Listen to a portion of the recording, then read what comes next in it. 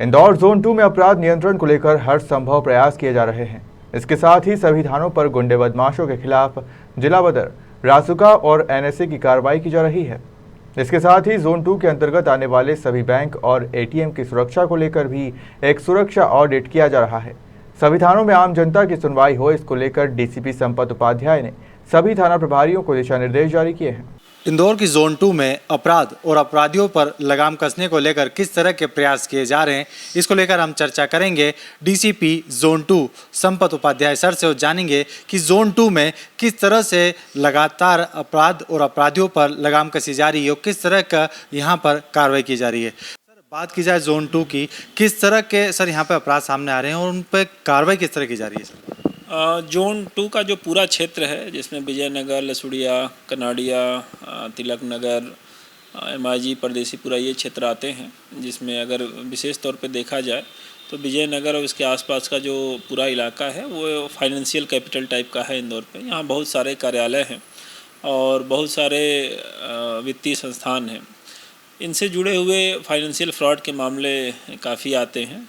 इसके अलावा जो शहर का आउटर का भाग है, जहाँ पे ज़मीन, प्लॉट, फ्लैट इत्यादि के विवाद रहते हैं, तो ये सारी शिकायतें ज़्यादा रहती हैं। इसके अलावा MIG परदेसीपुरा क्षेत्र जो है पुराना मिल क्षेत्र का एरिया है, जहाँ पे मारपीट, चाकूबाजी इत्यादि घटनाएं आती हैं। तो ओवरऑल जो पूरा जोन का प्रोफाइल है, उस हिसाब से यहाँ पे फाइनेंशियल फ्रॉड के मामले और ज़मीन भूमि विवाद संबंधी मामले ज़्यादा हैं और उन पे जैसी शिकायतें आती हैं उनको अपना पूरा प्रयास रहता है कि वैधानिक कार्रवाई किया जाए और जो हमारे आवेदक हैं, फरियादी हैं, उनको संतुष्ट करने का प्रयास किया जाए। सर, जोन 2 में हम बात करें जो अपराधी हैं, किस तरह से उनको अपराध पे कंट्रोल करने की उन पे कार्रवाई की जा रही है सर? लगातार अभी बीच में आपके द्वारा भी भ्रमण किया जा रहा था सभी थाना क्षेत्रों में, फ्लैग मार्च, पैदल मार्च भी निकाला गया, उसमें किस तरह का जो बदमाशों पर लगाम कसी है सर? इसमें दो चीज़ें हैं। एक जो फाइनेंशियल फ्रॉड के मामले थे, यहाँ फर्जी एडवाइजरी या उससे जुड़े हुए अन्य मामले काफ़ी चल रहे थे, जिन पे एक प्रहार किया गया है पुलिस की तरफ से और लगातार इसमें जो शिकायतें थी उन पे FIR दर्ज की गई, आरोपियों को पकड़ा गया है। इसके अलावा कई मामले ऐसे भी हुए जिसमें फरियादी इत्यादि बाहर के थे, उनसे पुलिस ने संपर्क करके बुलाया, अपराध दर्ज किया और जो फ्रॉड करने वाले थे लोग, उनको जेल भेजा। इसके अलावा जो सांप्रदायिक रूप से संवेदनशील क्षेत्र खजराना व अन्य इलाके हैं, वहाँ पे नागरिकों के साथ बैठक, उनसे बातचीत, उनसे वार्तालाप बढ़ाना और साथ ही साथ जो शरारती तत्व हैं, जो कानून व्यवस्था में बाधा उत्पन्न करने वाले तत्व हैं, उनके मन में भय पैदा करने के लिए फ्लैग मार्च, पुलिस की चेकिंग इत्यादि भी लगाई जा रही है। तो कई एंगल पे लगातार काम चल रहा है और हमें जनता का सहयोग भी अच्छा मिल रहा है। उम्मीद है कि हम एक बेहतर व्यवस्था देने में सफल होंगे। सर, अभी वर्तमान में देखा है कि वाहन चोरी की घटनाएं हैं और चेन स्नैचिंग जो है महिलाओं के साथ, अधिकतर बदमाश अब जो राह चलते जो बाजार जा रही हैं महिला, उनको निशाना बनाते थे, उन पे भी प्रभावी कार्रवाई सर जोन 2 में देखने को मिली थी। कितने बदमाशों की गिरफ्तारी हुई और कैसे सर लोगों में भरोसा है कि अब, क्योंकि अब जोन 2 में जो हमें सामने आ रहा है देखने में कि लगातार पुलिस के ऊपर जो आम जनता है उसका भरोसा बढ़ा है, कहीं ना कहीं अब जिस तरह के आपराधिक गतिविधियों पर कड़ी कार्रवाई की जा रही है, खासकर सर जो वाहन चोरी की बात है, चेन लूट की, तो उसमें काफ़ी इनिशिएटिव लिया गया है सर, उसमें से कितने अपराधियों की गिरफ्तारी हुई सर? वाहन चोरी भी एक बड़ा मामला हमारे यहाँ है, जो मैं अभी इंट्रोडक्शन में आपको नहीं बता पाया। लगातार हमारे यहाँ वाहन चोरियाँ होती हैं। उसका भी कारण वही है, कमर्शियल जो सेंटर हैं वो है, उनके बाहर वाहन खड़े रहते हैं जिन पे चोरियाँ होती आई थी। इन पे काफ़ी रिसर्च किया गया, हमारी टीम के द्वारा मेहनत किया गया और उसमें पर देखा गया कि कौन कौन से ऐसे लोग हैं जो इन चोरियों में इन्वॉल्व रहते हैं। तो उसमें एक ग्रुप देवास तरफ का समझ में आया, गैंग जो एक्टिव है और उस गांव के लोग आते जाते हैं। उन गांवों में लगातार दबिश दी गई, उनके लोगों को पकड़ा गया, चिन्हित किया गया। जब तक चोर फेसलेस होता है, जिसको कोई नहीं जानता, उसकी हिम्मत रहती है चोरी करने की, लेकिन उसको चिन्हित करके उसके विरुद्ध इनाम घोषित किया गया। उसमें कई आरोपी पकड़े भी गए, कनाड़िया, विजयनगर, लसुड़िया थाना क्षेत्रों में। इसके अलावा और उसमें काम किया गया तो एक गुना क्षेत्र का एक गैंग निकला, जिसमें भी करीब 30 से 35 मोटरसाइकिलें जब्त की गई और कई आरोपी पकड़े गए हैं। तो इन सब प्रयासों से हमारा इसमें लगाम लगा है। दूसरा, चोरियां रोकने के लिए और जब चोरी होती है तो उनको डिटेक्ट करने के लिए कैमरे बहुत सहायक होते हैं। तो इस पूरे चीज़ में हम लोगों ने जनता का और जो संस्थान है उनका मदद लिया है। विजयनगर थाना क्षेत्र में एक बहुत बड़े एरिया में काफ़ी अच्छे क्वालिटी के कैमरे स्थापित किए गए हैं, कंट्रोल रूम स्थापित किया गया है, जिसकी वजह से हमको वहाँ का लगातार लाइव फीड मिलता है और कोई घटना होती है तो चोरों को डिटेक्ट करने में मदद मिलती है। इसके अलावा कहीं कोई संदेही भी भ्रमण कर रहा होता है तो हमारे कंट्रोल रूम से स्क्रीन देख के बताया जाता है कि इस व्यक्ति को आप देखो क्यों ये घूम रहा है। बाकी और जो क्षेत्र हैं, खजराना क्षेत्र में भी कैमरे लगाए जा रहे हैं, वहाँ हमको मदद मिल रही है। और लसूड़िया, MIG, इसके अलावा परदेसीपुरा क्षेत्र में भी अपना काम चल रहा है, ताकि अधिक से अधिक नागरिकों के सहयोग से, संस्थानों के सहयोग से हम कैमरे लगवाएं और अपराधों पे नियंत्रण में, जिससे हमें मदद मिले। सर, बात की जाए विजयनगर क्षेत्र की, वहाँ MD ड्रग्स को लेकर भी काफ़ी कार्रवाई की, मादक पदार्थों का भी सर कभी कहीं ना कहीं चलन बढ़ा है, उसकी तस्करी बढ़ी है, कहीं बाहरी आउटर क्षेत्र से भी आके जो मादक पदार्थ बेच रहे हैं उनको लेकर भी प्रभावी कार्रवाई Zone 2 में जारी है, उसको लेकर सर किस तरह का? मेट्रो शहरों में ख़ासतौर पे जहाँ पब बार इत्यादि या ऐसी जगहें हैं या स्लम वाला भी एरिया है, तो वहाँ पे मादक पदार्थ अलग अलग तरीके के, जिसमें स्मैक है, गांजा है, चरस है, इनका चलन है, उस पर कार्रवाई करने के लिए लगातार हमारी तरफ से प्रयास किया जाता है और कार्रवाइयाँ की भी गई हैं, सफलता भी मिली है।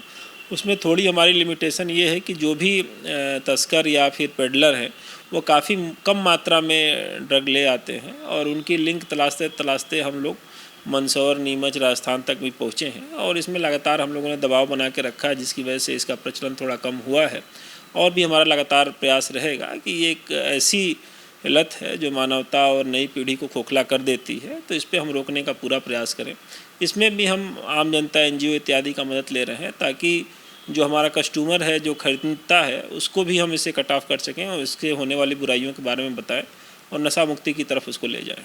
सर, एक महत्वपूर्ण काम और भी हुआ है Zone 2 में, जहां बात करें आम जनता की सुरक्षा को लेकर तो पुलिस कटिबद्ध है, लेकिन बैंकों की सुरक्षा को लेकर भी एक काफ़ी बड़ा अभियान चलाया है सर, जिसमें सुरक्षा ऑडिट किया जा रहा है बैंकों का, उनसे लगातार उनके जो प्रबंधक हैं या मैनेजर, उनसे बात की जा रही है, उनकी लगातार आपने बैठकें भी ली हैं, तो कहीं ना कहीं बैंकों की सुरक्षा, उनके ATM की सुरक्षा को लेकर भी सर एक महत्वपूर्ण यहाँ पे इनिशिएटिव लिया गया। सर, उसमें किस तरह का अभी तक प्रयासरत हैं आप और कैसे बैंकों की सुरक्षा को लेकर सर प्रयास किया जा रहा है? बैंक हमेशा से बदमाशों के टारगेट पे रहे हैं, वहाँ पैसा रहता है। ATM हमेशा टारगेट पे रहे हैं क्योंकि उसमें पैसा रहता है, तो इसको लेके लगातार घटनाएं होती रही हैं। इस संबंध में कई बार जो लॉ इन्फोर्समेंट एजेंसी हैं, पुलिस जैसे है, और बैंक, वो सेम पेज पे नहीं रहते। उनके यहाँ पैसे का इंश्योरेंस होता है तो उनकी सोच अलग होती है कि नहीं, इंश्योर्ड पैसा है और घटना हुई तो पैसा बैंक को वापस मिल जाएगा।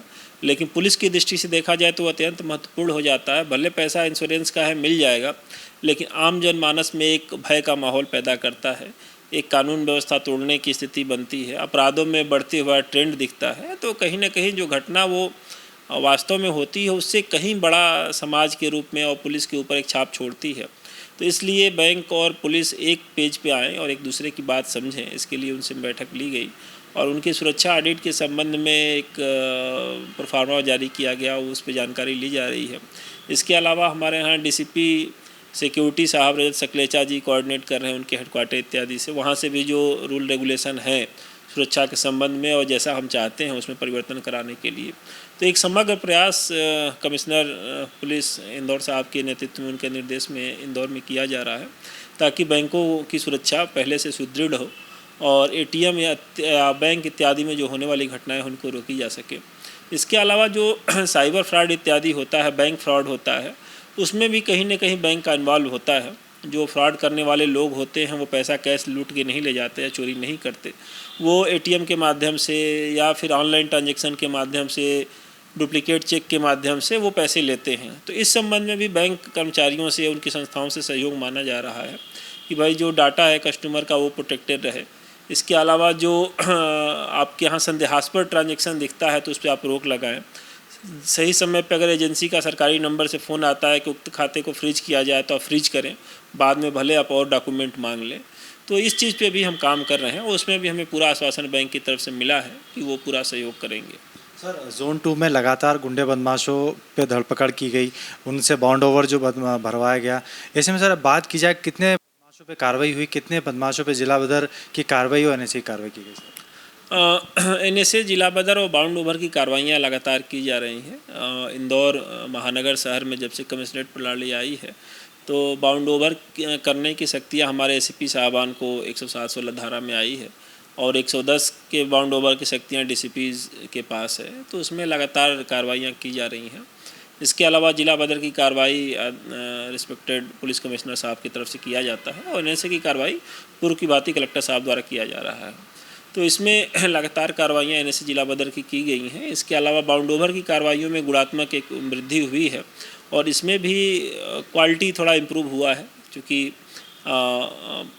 अधिकारी जो हैं वो सुन रहे हैं उनको और उनको फाइनल बाउंड ओवर करा रहे हैं।